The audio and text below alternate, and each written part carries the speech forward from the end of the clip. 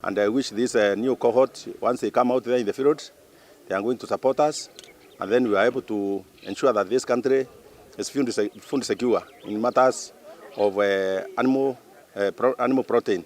Yeah, because the animals are also supposed to be giving us food.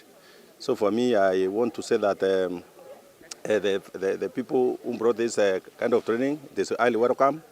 And the Usaid, I think they are also supporting us. FAO is also supporting us.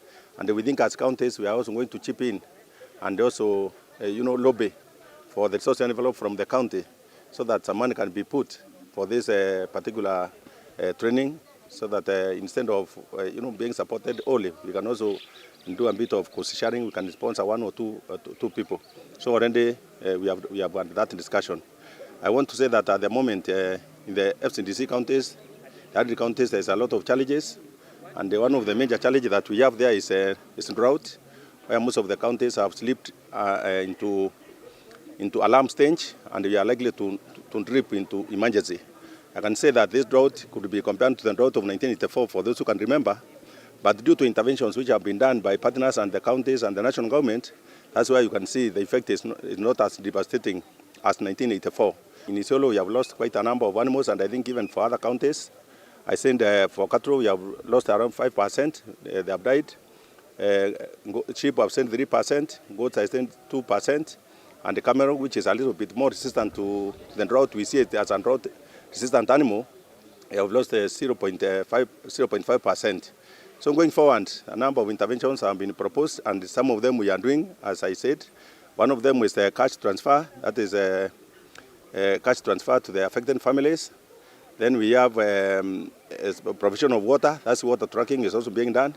Supplementary animal feeding is also being done. It can be stepped up, and it can be done even on subsidy. The number of households affected in Isiolo is 29,000, which is almost like half of the population. We have around 268,000 people, 268,000, and around 130,000 are in need of humanitarian assistance as of now. So something is being done, but it's not enough.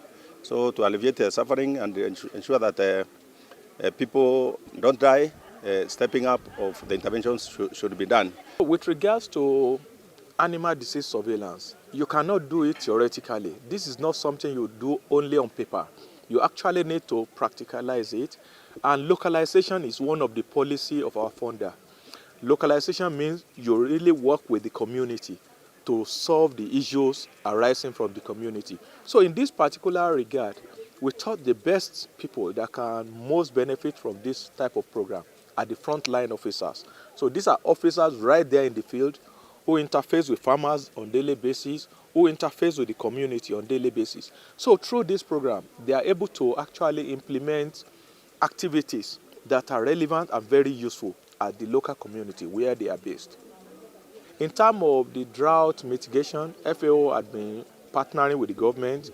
For example, just very recently, we worked with the government of Kajiado to deliver range cube, which are food resources for livestock. This will prevent a lot of death among livestock and also boost the livelihood of the people. FAO, I know, had also been partnering with the government on the issue of cash transfer, through which assistance are provided to the very needy family at the community level. Kenya, like other sub-Saharan countries, really is facing challenges of diseases, especially what we call the transboundary animal diseases. These are diseases which do not respect borders, whether international or even county borders in the year. So diseases like foot and mouth disease, lumpy skin disease in cattle, or PPR in goats. Drought makes the animals move because the livestock owners have to look for pasture, to look for water, and that is cross-border movement. We get livestock keepers moving from as far away as Wajir to Isiolo or Laikipia. This movement has a risk, because as the animals move, they are also likely to carry certain diseases which are not normally in these areas they are moving into. They may come in with diseases which are new. These vaccinations that we have conducted has had an impact. We are not seeing any major surge in diseases above the normal expected.